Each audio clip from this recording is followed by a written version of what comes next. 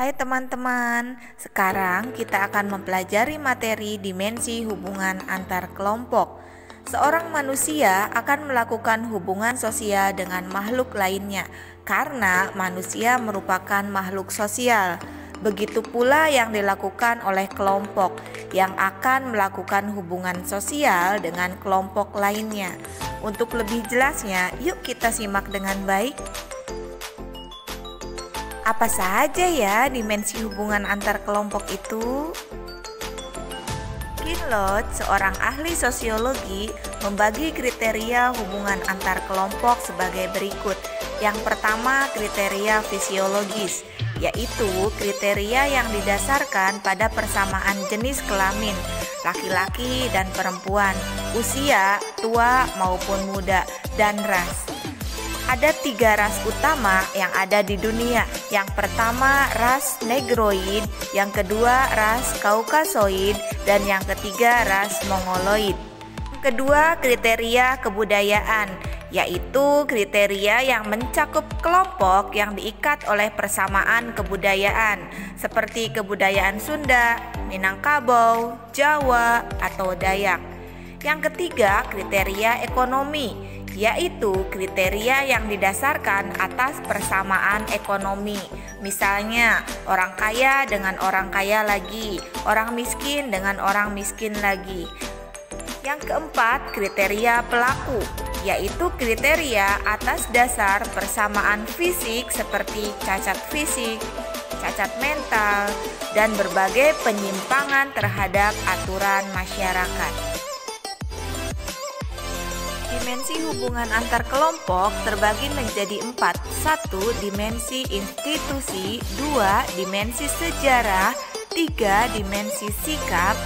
4. Dimensi gerakan sosial. 1. Dimensi institusi.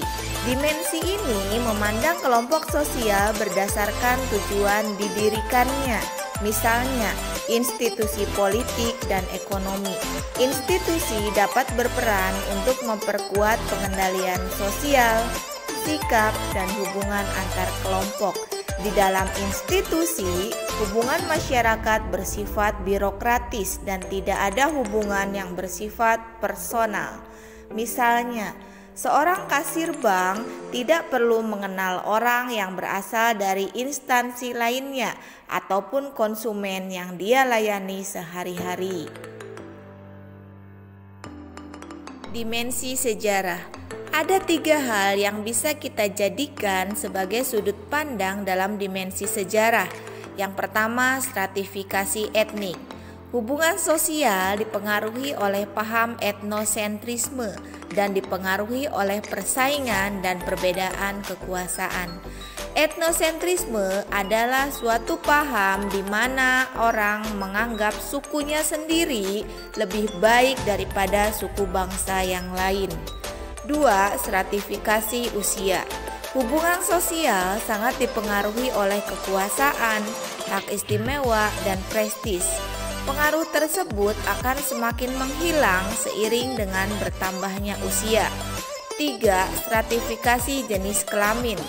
Stratifikasi ini dipengaruhi oleh pembagian kerja antara laki-laki dan perempuan.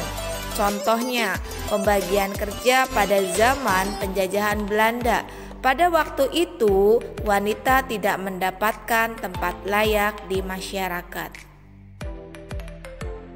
3. Dimensi sikap.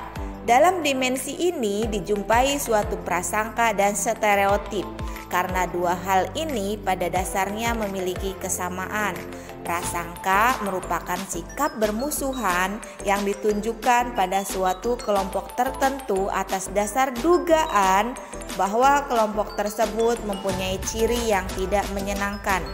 Contoh, ketika kita menganggap orang-orang dari suku tertentu sebagai orang pelit, kasar, dan agresif, prasangka bisa diartikan sebagai antagonisme atau antipati.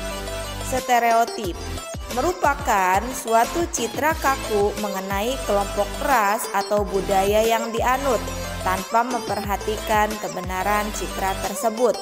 Stereotip memiliki 2 bentuk, yaitu bentuk positif Misalnya, wanita adalah seorang yang cantik, lemah lembut, dan penyayang. Bentuk negatifnya, wanita adalah seorang yang manja dan cengeng. 4. Dimensi gerakan sosial. Dimensi ini disebabkan oleh orang-orang yang menginginkan adanya perubahan maupun yang ingin mempertahankan kondisi yang sudah tercipta atau sesuai dengan tradisi. Misalnya, gerakan perempuan untuk menentang kekerasan dalam rumah tangga dan gerakan perempuan konservatif yang mempertahankan peran perempuan sesuai dengan tradisi. Sekian teman-teman pertemuan untuk hari ini. Terima kasih, tetap semangat dan jaga kesehatan.